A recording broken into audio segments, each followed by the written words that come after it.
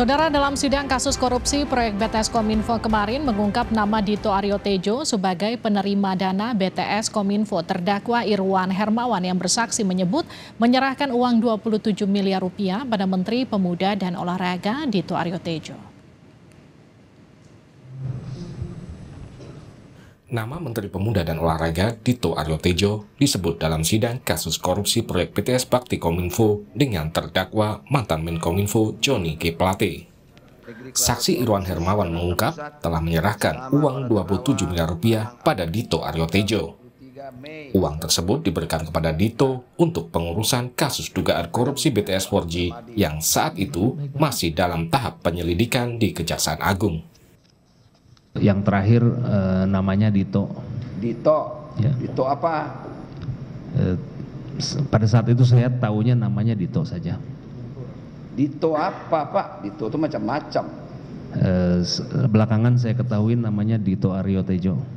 Dia besoknya menitipkan pesan lewat Dito. Kebetulan Dito berkontak dengan teman saya namanya Resi.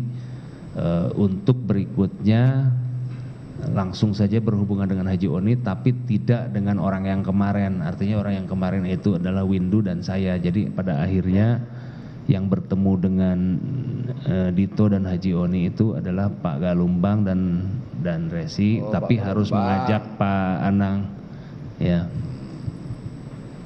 untuk langsung itu yang berhubungan. Itu. Yang terakhir itu. Berapa itu, Pak? Totalnya 27. 27. Ya. Irwan yang juga menjabat sebagai komisaris PT Solitek Media Sinergi diduga berperan sebagai pengumpul uang setoran dari perusahaan rekanan yang terlibat proyek BTS 4G Kominfo.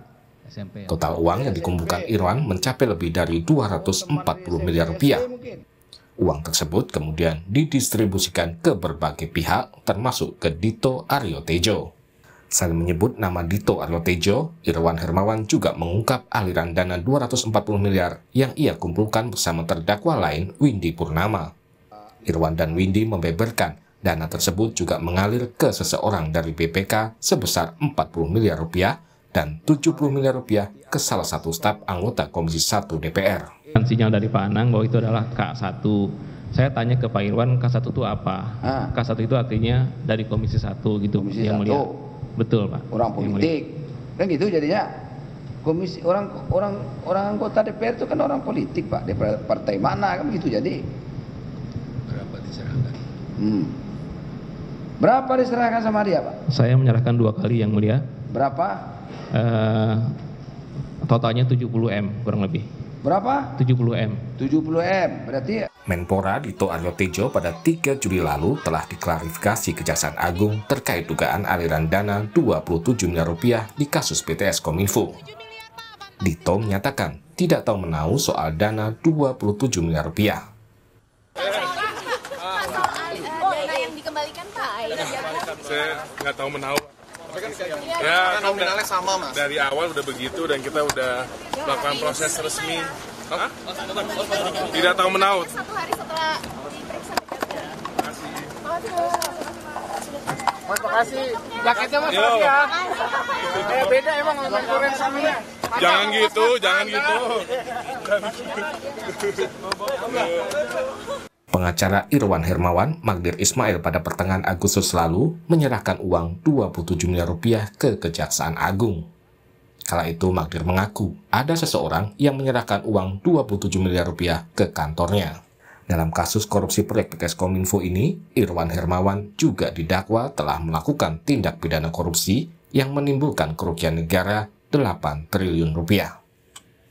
Tim Liputan, Kompas TV.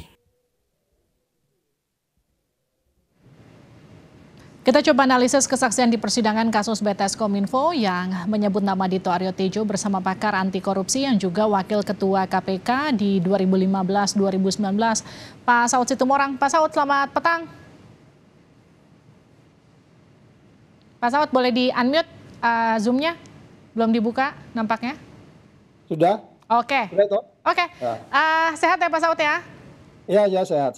Pak Saud, kalau kita bicara kesaksian terdakwa Irwan Hermawan yang menyebut menyerahkan uang 27 M ke Menpora Dito Aryo Tejo, implikasinya dari kesaksian Irwan ini sejauh apa?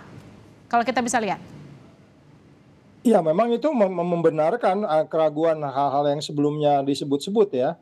Kita juga akhirnya bertanya yang 27 itu angka apa gitu. Tetapi kalau lihat dari sekuensnya, kan ini perannya kan pertanyaannya dia dapat sesuatu karena dia berperan kan? Perannya apa gitu. Nah, kalau kita lihat kembali pada proses, ada 2 audit ya, ada 2 proses audit yang dilakukan di kasus ini. Pertama itu di bulan Mei, itu auditnya oleh BPK, ya kalau seingat saya itu sekitar bulan Mei auditnya itu oleh BPK, dan kemudian audit berikutnya oleh BPKP itu sekitar Oktober pada tahun yang sama. Nah, dari audit itu kan kemudian muncullah beberapa mungkin peran yang bersangkutan. Saya nggak ngerti uang itu diterima, kalau asumsinya diterima, kalau kita mendengar apa yang disampaikan Irwan tadi, itu diberikan kepada yang bersangkutan untuk apa? Apakah untuk quote and quote menyelesaikan di level penyelidikan? Karena memang di audit yang kedua itu penyelidikan itu saya melihat, kalau lihat dari sekuensnya, memang penyelidikan itu sudah sudah mulai sebenarnya belum masuk ya. Kalau kita lihat itu kan kejaksaan baru di atas bulan Mei dia mulai melakukan itu. Sebenarnya uang itu untuk kemana, saya itu yang menarik mungkin pertanyaannya. Iya, itu, Mbak. Kalau menurut Anda penggunaan uang ini kemudian dianggap bisa mengamankan kasus, indikasinya kemana Pak Saud? Kayaknya lebih kepada ke auditor ya, kalau lihat dari sekuensnya, karena kemudian kan kalau kita lihat dari kejaksaan itu kan baru menyatakan itu sekitar bulan-bulan sebentar ya, itu ya bulan 5 sih sebenarnya sudah mulai, tapi bisa jadi juga sih ya di 2 instansi itu, kita nggak tahu kemana itu. Tapi haruskah kesaksian ini kemudian ditindaklanjuti Kejaksaan Agung? Oh iya dong. dan kemudian nggak perlu pengakuan juga kalau memang sudah disampaikan, artinya pengakuan yang bersangkutan ya, nggak perlu ngaku atau tidak, tapi bukti-buktinya kan udah cukup sebenarnya. Dan kita juga ada sesuatu yang aneh ketika pengembalian itu angka yang mana saya nggak ngerti. 27 yang dikembalikan itu angka dari mana? Tetapi kita paham kalau angka itu dari yang bersangkutan, pengembalian uang kan bukan berarti kemudian pidananya selesai, gitu Mbak. Iya, tapi kan sebelumnya Menpora Dito ini juga sempat diperiksa, tapi kemudian tidak ada tindak lanjutnya, sampai kemudian, tolong dikoreksi saya kalau salah, ada pengembalian uang 27 miliar yang juga sempat dipertanyakan ke Kejaksaan Agung. Ini uang dari mana, uang apa, kemudian tapi masih belum ada kejelasannya. Ya itu tadi, makanya saya pikir itu mungkin strategi penyidikan ya, strategi penyidik ya untuk tidak mengungkap ke publik, tapi sebenarnya mereka udah paham lah uang itu dari mana, dan saya bisa memaklumi juga pasti pemberi itu sudah bisa menjelaskan itu uang apa, kan kemudian juga perdebatan nggak tahu dan sebagainya, padahal ada CCTV, kemudian CCTV-nya rusak dan seterusnya. Ada uang begitu besar nggak jelas dari mana dan kemana, ini aneh juga. Ini bukan 27.000 ya, 27M pasti bawanya pakai koper atau tas atau apalah gitu, karena ukurannya pasti besar.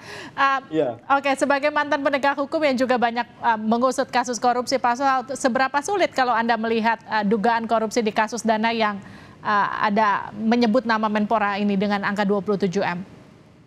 Ya, kalau lihat dari, kebetulan saya mendalami benar case ini ya, makanya saya kan pernah ke Komisi 3 kemarin tuh untuk supaya ditegasin ya, karena saya gambar sendiri case-nya, urutannya mulai dari pagu indikatif, kemudian bagaimana mereka melakukan pekerjaan itu, kemudian bagaimana audit BPK. Audit BPK itu kan udah jelas ya. Terus kemudian menarik juga kenapa mesti ada audit dari BPKP lagi, dan seterusnya, dan seterusnya. Jadi saya pikir ini sesimpel sebenarnya case ini ya, nggak ruwet-ruwet banget. Tinggal kemudian kita berharap sebagaimana janji dari Pak JA kemarin, kan dia tidak, dari yang ada sekarang itu kan tidak berhenti di situ katanya. Dia pernah bikin statement itu, ya.